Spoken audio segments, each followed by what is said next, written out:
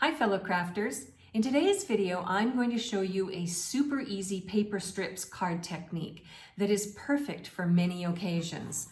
I'm going to be using my playful Nuts About Squirrels stamp set and some leftover scraps of the Blackberry Beauty Designer Series paper. Yummy, huh? My theme is going to be for fall, but you can adapt this technique for any occasion you need. Be sure to watch all the way through my video for my bonus tips and design ideas, and I'll also share a second card idea using the same technique, but for a different occasion. Hey everyone, I'm Terri and I'm nuts about stamping. I love sharing techniques and project ideas for rubber stamping, paper crafting, and scrapbooking with you each week. Be sure to hit that red subscribe button and the bell beside it so that you'll be the first to be notified when my next video goes live. Now, let's use up some of those paper scraps, shall we? The Nuts About Squirrels stamp set is perfect for creating a scene using the acorns, leaves, and the tree branch. This is a two-step stamp set, and I'll show you what that means in a minute, but it also will help you to add color to your squirrel, and I'll also show you that, add texture to your leaf, or you can create a multicolored acorn. You can also customize the squirrels to match your area of the world. Whether you have red squirrels, gray squirrels, or brown squirrels, these squirrels are just plain cute. So I'm going to start off by creating a squirrel for the front of my card. I have a piece of scrap basic white cardstock. And as I said, this is a two-step stamping set. So normally you would start with the solid and then you would add the line art, but I have found, particularly for this size of squirrel and the detail on it, I'm going to actually start with the line art, and I'm going to ink it using early Espresso. Stamp it down, and then there we go. Isn't he cute? I just love the expression on his face. And then I'm going to take the solid and I'm going to ink it using cinnamon cider. So that's the other part about a two-step stamp set, is that you can use the images with different colors. Okay, and then I'm going to carefully stamp down the cinnamon cider like so. Now, isn't that super cute? Now, what I'm going to do next is I'm going to take my paper snips and I'll stop the video and I'm going to trim the squirrel because I want to use it not as a square but as an actual image on its own. So I'll be back in a moment after I've trimmed this out. There we go. My squirrel is all ready to use on the front of my card. When the video was turned off, I also decided to take my markers, my Stampin' Write markers, cinnamon cider and early Espresso, and I colored the acorn as well because the acorn actually stamps out to be white, and I just felt that it was too plain looking and I wanted to add a little bit of color to it. So I'm going to set the element aside. The next thing I want to do is bring in a scrap piece of early Espresso, and I have one of my layering circles framelits, and I'm going to die cut this out because I want to have the squirrel really stand out on the front of my card. And one way to do that is to add a layer underneath him, or her, I guess, underneath it. So I thought a good way to do that would be using a coordinating color, which is the early Espresso. So now I have that ready to go, and it's time to show you this super fun technique. For this paper strip technique, you want to choose a pattern paper that really appeals to you and that will match the occasion that you need to create a card for. I wanted to make a fall-themed card, as I mentioned in the intro to this video. So I chose the Blackberry Beauty Designer Series paper.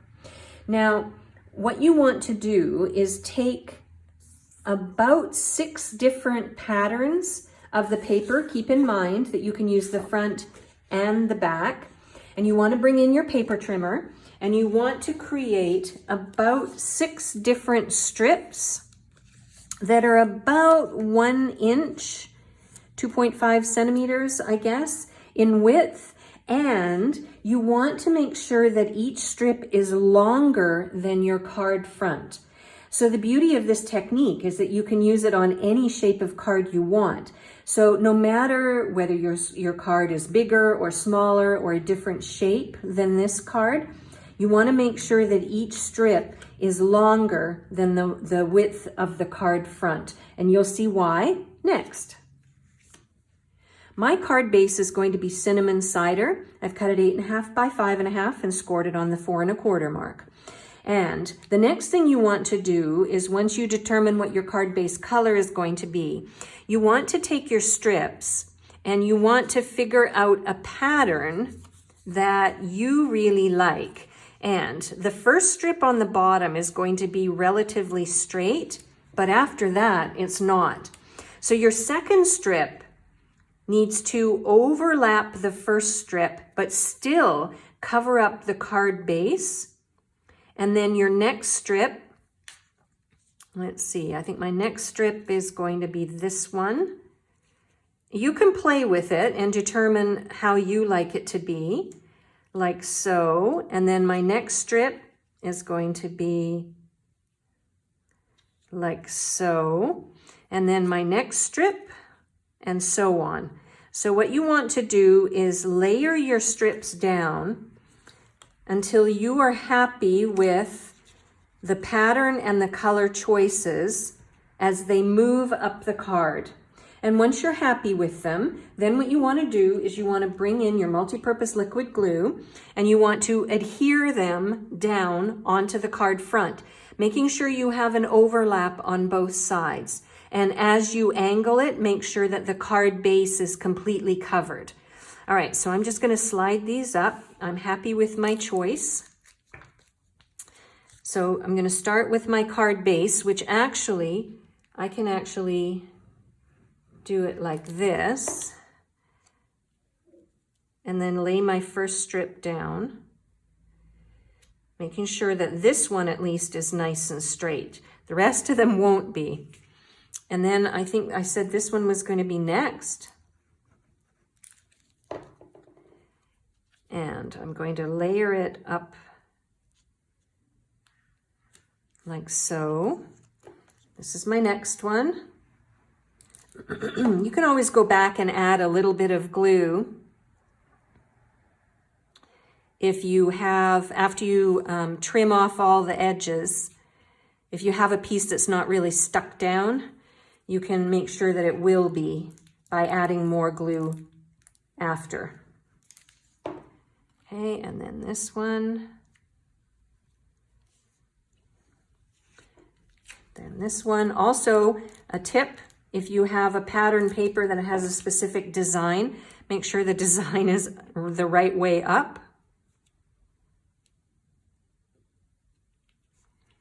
Okay, and then this is going to be my last one at the top.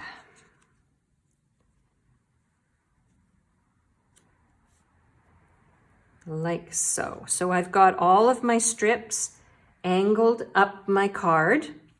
Now, I've decided that I'm going to bring in this specialty paper. I had a leftover strip of it, and this is the gold specialty paper, and it matches the gold in the designer series paper that I've chosen. So what I want to do is just add this final strip of gold to the front of my card, just to make it really stand out nicely. So this one, I'm going to just layer right on top of my last piece of designer series paper. All right, I think my card is dry enough to continue on to the next step, which is to turn it over, take your paper snips, or you can use your paper trimmer, whichever you prefer, and you want to cut off all these overhanging pieces of the designer series paper. You want to do that on both sides.